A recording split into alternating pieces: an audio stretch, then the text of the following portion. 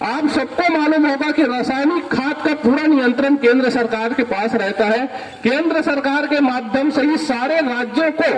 रासायनिक खाद की आपूर्ति होती है। खरीफ सीजन के पूर्व सभी राज्य उनको कितनी मात्रा में रासायनिक खाद की आवश्यकता होती है, ये सूची केंद्रीय रासायनिक उर्वरक मंत्रालय को सौंपता है। उसके आधार पर निर्धारित किया जाता है कि इस राज्य को खरीफ सीजन में कुल कितने खाद की आवश्यकता है और रबी फसल में कुल कितनी खाद की आवश्यकता होगी।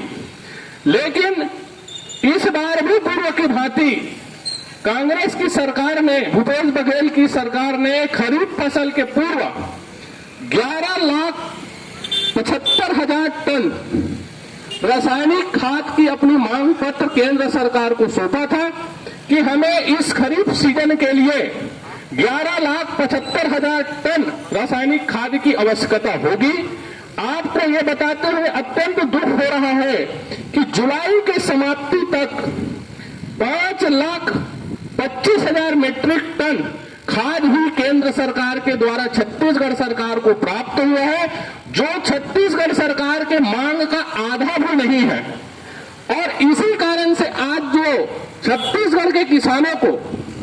यहां खाद की जो किल्लत हो रही है, चाहे वो सोसाइटी में हो चाहे निजी दुकानों में हो,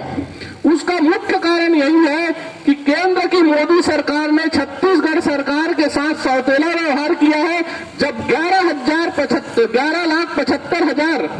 टन रासायनिक खाद की आवश्यकता होते हुए भी अभी तक सिर्फ 5,25,000 टन रासायनिक खाद ही छत्तीसगढ़ के कोटे में दिया है।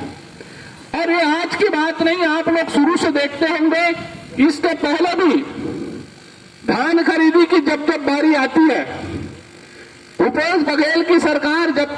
से बनी है, आप लोग देख रहे हैं कि किसानों का कर्जा तो माफ हुआ है, साथ ही 2500 रुपए क्विंटल में धान खरीदी करने का उन्होंने जो निर्णय लिया उनमें वो लगातार कायम है और अपनी जो वादा है उसको निभाते आ रहे हैं। लेकिन ये सब जो चीजें हैं, केंद्र की भाजपा सरकार को